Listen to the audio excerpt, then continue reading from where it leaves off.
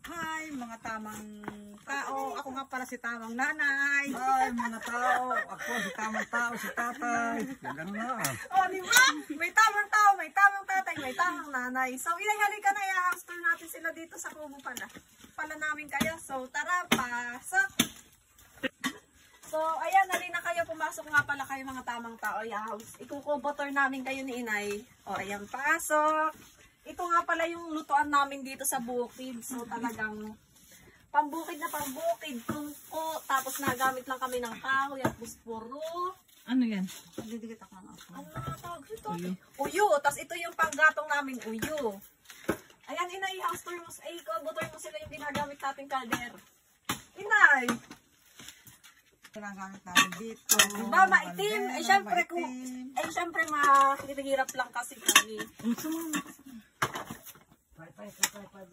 So, yun lang. Tsaka ito yung takuri namin. Itong aming uulamin, isda, tapos Ito ay yung dinugan. So, favorite namin halos lahat kami. Favorite ang dinugan. Kaya yun yung biniling ulam. So, yun lang naman. Wala naman ng iba dito. Oh, may second floor. Oh, may second floor. Baka mapansin nyo ito ha. Pansinin nyo na naman yung mga pinggan namin. Diyos ko po. Ay, syempre nasa bukid tayo. Mga tamang tao. Kaya tama lang yan. Floor na yan. Tapos may second floor ito. Papakita. Ayan, ate, ipakita mo. Ayan, o. Pupunta ako dito. O. Pag gusto mo umakyat, dito ka lang aapak. O. Pakita mo ako. Hello! Meron din pala kaming hagdan na pasok dito. Pero mapakita ko sa inyo. Mga tamang tao. Nasa yung hagdan? Ay, tinabi na pala yung hagdan namin. Pero kung gusto mo umakyat dito at matulog, masarap, presko. Akyat ka lang dyan, oh. Anong tawag sa bahay mo? First, second floor, third floor. Anong tawag?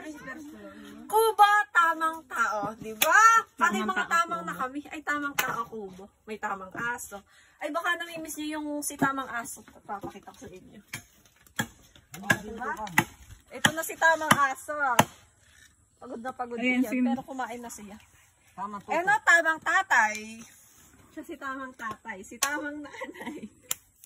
Tamang pamangkin. So, ayan.